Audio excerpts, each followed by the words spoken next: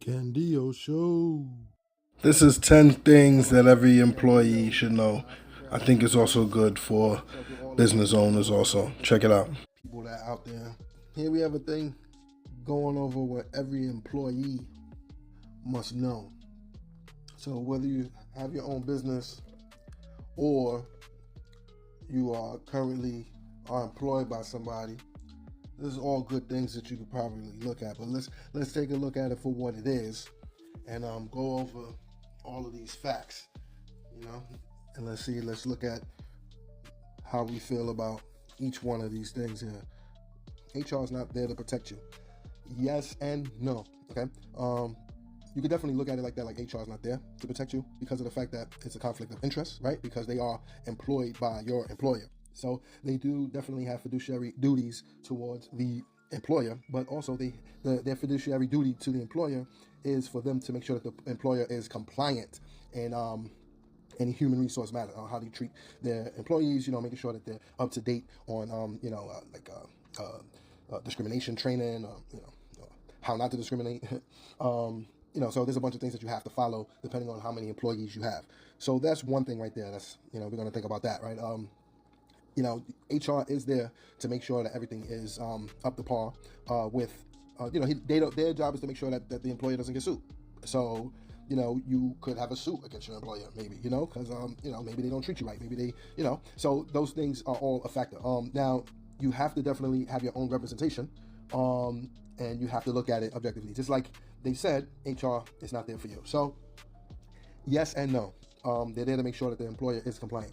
But it's like a bill collector, right? So now they're going to be asking you questions that can be used against you. So think about it like that. So you can't let HR know your entire hand. That is true. But that goes just in business in general, So let's see what else we got. They are the CEO's puppets. 2.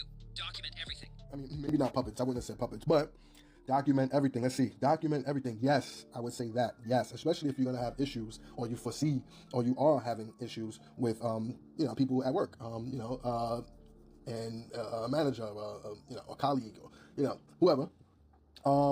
Just document yourself. What was said, reasons that things were done or not done, or any type of situation that comes up, or just your daily day-to-day task. Like just have all that stuff written down, just so that if anyone ever comes up to you, like, hey, what have you been up to today? You have bullet points of everything that you went over today, that everything you was doing today, or what you are going to get done today. So, and then, conversation that was had, this was promised, this is, I'm supposed to email this person by this day, and, I did it, or I didn't do it, or, you have to document everything. So I do agree with this. 3. Food should not be a reward for your hard work. Okay, food should not be a reward for your hard work. Okay. It is very nice when they buy you dinner, when they buy you lunch, and things of that nature. But, it shouldn't take the place of you working. It's not like you're an intern or something like that. It shouldn't take a place of it. Like, it should just be part of, it's just a bonus, right? But it shouldn't be counted as, your compensation, So if you know that what you're doing is valued, and it's valued way more than a couple of slices of pizza, or a couple of drinks at the bar, open bar, or whatever it is, that, you know there's value more than that. Don't lose sight of that, of what you're doing. What you're doing is worth $50 an hour, or it's worth, $5,000, or it's worth, you gotta kind of gauge what you're doing, the value of what you're doing, and you can base it off of how much you get paid by hour, by year, or how much this particular project is worth to the company, and what you're doing, and you're contributing to that project, what that value is, so you can base it off of those things. 4. Do the bare minimum, or else you'll be rewarded with more work. See, there's a gray area there, right? But I do understand it. But this is coming from the standpoint, like, this is definitely skewed to help the employee protect itself, because this is definitely not coming from the view of somebody who has a company and wants to employ people, because you definitely don't want them to do the bare minimum. But you definitely want to see, the thing is, right, people want to make money. So the people who are running the business, they don't want to pay you as much, as they more than what they would have to, right? So they want to give you as close to market rate or below market rate, because that's just business, right? And you want to make more profit. So you got to keep your overhead low. So what you're going to do, you're going to try to get the guy who I would have usually paid $80 for this guy to do this particular task, but I can get him to do it for $50 in a slice of pizza. So there's that, and that's part of the reasoning why all of these things happen. So from that aspect, you want to do the bare minimum only because, I don't want to say the bare minimum, right? Because you're going to try your best to do, to overachieve. But look at it like this. All right. What they're trying to get at it is, a lot of old timers think like this, right? let's say you have a task, right? And they give you a task and they say, hey, I'm going to give you from 9 a.m. to 11 a.m. to get this particular task done. Now, do you take your time and make sure that by 11 you're done? You start at 9 and that you're done by 11? Or do you try to bust it out from 9 to 9:30 and then chill to 11? Or do you bust it out from 9 to 9:30 and then tell the boss, hey, I'm done? And the boss is like, all right, you did that in a half an hour? Okay. Now the boss is like, all right, you got to do that in a half an hour now. Now, instead of be from 9 to 11 to get that done, I'm going to give you from 9 to 9:30 to get that done. Now, you're always going to have to bust it out between 9 and 9:30 because you already busted out between 9 and 9:30. So now the boss's expectation is for you to get it done in a half an hour when he thought that it would take 2 hours. And he thought that for, I don't know, myriad of reasons. He just came up with the number, or however he came up with that number, he did. But he realized he overestimated by an hour and a half. So now, is he going to be a nice guy and still tell you, just take between 9 and 11 to get it done because he gauged it like that? Or he's going to say, hey, I can get more done and get this dude to do more things because now he went from 9 to 9:30 to get this done instead of 9 to 11 like I thought. So now I have another hour and a half to play with. What else could I give him to do? Pause. So there's that. So it depends on how you're looking at it, So I used to work on the trains, and they had a schedule. They said, all right, you're going to get from here to there by this time. And the old timers was like, just take your time getting there, because if you get there earlier, they're going to realize, like, hey, it doesn't take all the time to get there. So now they're going to change that job. Instead of being a 2-hour job, they're going to make that job into an hour and a half job. So now that's going to just, for everybody down the line, when they come trying to come up, everybody else was able to get 2 hours off of that job, 2 hours of pay off of that job. But now that job is only worth for an hour and a half because you want to speed on through it. So now forever, in perpetuity, it's just forever going to be like that. It's going to only be an hour worth of work now. But meanwhile, before, you want to be so quick. Everybody used to take their time and get it done in the 2 hours that was allotted for it. So it's like I said, it's a gray area there, man, But I think you should, try to overachieve. But, definitely don't. You just got to get paid for what you do, man. That's the number one thing. Try your best to get paid as much as you can for what you do. 5. Exhaust all your leave days. Okay, so now when you get a job, they give you certain things. Like, hey, you can come work for me, and I'm going to pay you this amount, and I'm going to give you this amount of days off, and I'm going to match your 401k, and, blah, blah, blah, blah, blah, blah. There's a bunch of things, incentives that they try to give you for you to sign up and come and work for them. And part of that is your vacation days, and your sick days, and your leave days, and all of those days. Now, some people, they don't take a vacation. Some people, they don't, get sick. And all those days accumulate. Now, those days are technically part of your salary. And it depends on, where you work and how the company is structured. They either, I don't know if it's legal or not, those days just disappear, I don't know, or they would put all those days in a check and just give it to you at the end of the year. Like, hey, you didn't take none of your vacations? Okay, these are all of the, I'm gonna pay you for all those days that you didn't take your vacation. I'm gonna just give you a check for it. So now that happens also. It all depends on how your company's set up. So I don't know if it's like mandatory and you can just get it done like that. Mandatory, if you ask for it that way, they gotta give it to you. I'm not sure. Or you can just negotiate that with your company, maybe, ask around, whatever. Maybe they say no, maybe they say yes, whatever, take a shot. But those things are possibilities, where they just put everything all on the check and give it to you at the end of the year because you didn't take none of your vacations. Then some companies are like, hey, you got 10 vacation days, but only 6 are gonna roll over to next year. You can only roll over 6 into next year. You can only roll over 5 or whatever to next year. You can't roll over all 10 of those things. So you're gonna lose those 4 days. So then people get caught with a dilemma, like, hey, I got a lot of work to do, but I gotta take these vacation days. They're trying to finish all their work, all their tasks and everything, but they got vacation days that they gotta take because if they don't take these vacation days, they lose them. So there's that, So you got to be mindful of that. You don't want to lose those days, because that's part of your value, part of what you're getting paid to do what you got to do. So, you're just throwing money away, basically, technically, It's like if you're taking a flight somewhere and you pay $200 for the flight, but you also are gaining, 100 or 200 miles, and they say, hey, you got to use these miles by this point. It's like, you can just let it go because it's really nothing to you because you don't really see it. But they're your miles. Use them, right? So there's that, so if you could look at it like that, but a little bit more tangible than miles, because miles is kind of like invisible, really, but it's there for you to use it. Now, vacation days is a little bit more, there's more cash value to vacation days than there is to miles. I was just using that as an example, but yeah, so there's that, man. So you definitely want to make sure you exhaust all of your days that you get, even your sick days, maybe you might not feel well, personal days, all that, you just got to use them, You are not irreplaceable. When you die, you'll be replaced the next day. Whoa. Yes, maybe not the next day, but guaranteed everything got to keep going. And life goes on and things keep moving.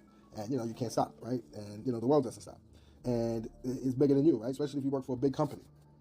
You know, you work for a big company, and it's like it's bigger than you. It's like, hey, we got to keep going. If we don't keep going, you know, there's a lot more at stake than, you know, him just passing away. So as sad and as morbid as it sounds, it is, you know, it's true. You know, other people got to continue eating. You know, this thing is bigger than you. Got to keep moving. You know, so yeah, they will replace you, and you're not irreplaceable. That is very true. So you always got to keep that in mind as an employee. You know, even as a businessman. You know, this applies to all of you too. You know, all the entrepreneurs and all the businessmen. It applies to you because you got customers. You know.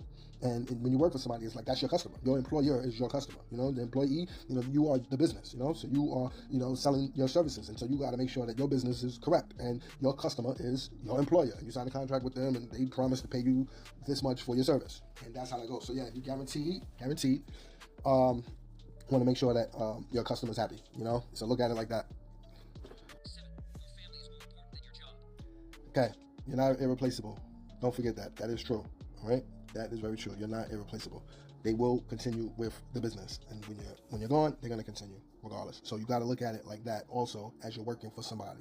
All right, they can replace you, so you can look at it like that, where you're gonna be busting your butt for them because you know you think that they can replace you. But you also got to look at it as you can't let them take advantage of you because you know what? It don't matter whether you're here or not. You know, so that's another way that they're trying to make you look at it. You know, so I wanted to get that off also. When you die, you'll be replaced the next day. I kind of almost saw that. You know, like maybe not the next day, but it was at least 2 or 3 days later. You know, they had somebody for you know for that person that passed. 7. Your family is more important than your job. Okay, this is very true. Your family is way more important than your job. It is true.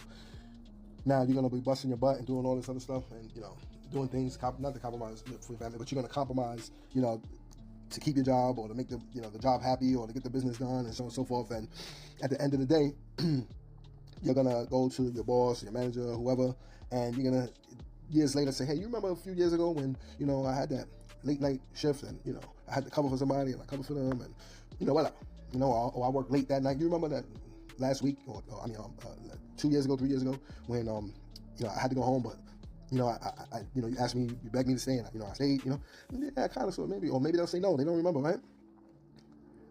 2-3 years later, the managers and the bosses, so much stuff has happened in between then. You know, they don't really remember that. They don't really remember it. Or maybe they do, but most likely they don't. But that night that you were supposed to go home for your family, and it was super important, whatever the case may be, and you didn't go because you had to work, that family member is going to remember that for the rest of their life. Your boss is not going to remember that you stayed late one Thursday night or one Friday night 3 years ago. But your family member is going to remember that shit. They're going to remember. They're going to be like, oh yeah, and that is for the rest of your life. They're going to remember it. But your boss, he's definitely not going to remember that you stayed late that one Thursday night 2 years ago, 3 years ago. So, yes, your family is way more important than your job. I mean, it goes without saying, like, if somebody's emergency, it's like, hey, I got to go. You know, like, yeah, there's certain things it's like guaranteed. Like, I'm dropping everything right this second and I'm leaving. It's like, we can't wait for, you know. So there's certain instances, you know, God forbid you ever have to go through that, but, you know, that goes without saying, those things. I'm just talking about, like, you know, little minor things, like for your family, you're supposed to do it, but, you know, you stay late to get the overtime or whatever. You know, there's sacrifices you got to make, but, you know, you got to really gauge them, you know, and don't remember that part. I mean, don't forget that part, that your family's way more important than your job, you know. And like I said, your boss ain't going to remember when you stayed late that time for mad, you know, because a few years ago, that one night. But your family is going to remember for the rest of their life. 8. Some of your colleagues low-key hate you very much. I don't want to say that, you know, but almost guaranteed, they're not going to lose their job for you. They're not going to put their job at risk for you. That's almost guaranteed. Nobody's going to do that. All right, 99.99% of the time. And nor should you really ask them to, but I'm just saying that, you know, you can't definitely, only 100% don't do that. But 99.99% of the time, they are not going to open their mouth for you if it kind of even puts an inkling towards something happening to their job, whatever it is, more work or no work or get fired. Or they're not doing that for you. That should go without saying, but just saying, just remember that part, you know? 9. Don't accept a promotion without an increase in salary. That right there, yeah, that's true. Because there's a lot of, you know, places that just going to just throw a title at you, but titles really mean nothing, really, to tell you the truth at the end of the day. The paycheck is what really, really matters. So you better just focus on that. Focus on that paycheck, you know, guaranteed. You know, don't even think about, like, oh, you know, they're going to make me into a manager, you know, because some of those things even have, you know, negative effects on you know, your lifestyle, you know, because managers sometimes it's like you don't get overtime no more because you're considered a manager, you know, little things like that. So you got to really gauge, man. It's the little $5,000 a year bump worth me losing $10,000 a year possibility in overtime or whatever, you know, little things like that. I got to stay late, got to do, you know, so you got to gauge that correctly. But guaranteed your salary got to bump if you're going to change your title. You know, if they're gonna up your title, they should definitely up your pay.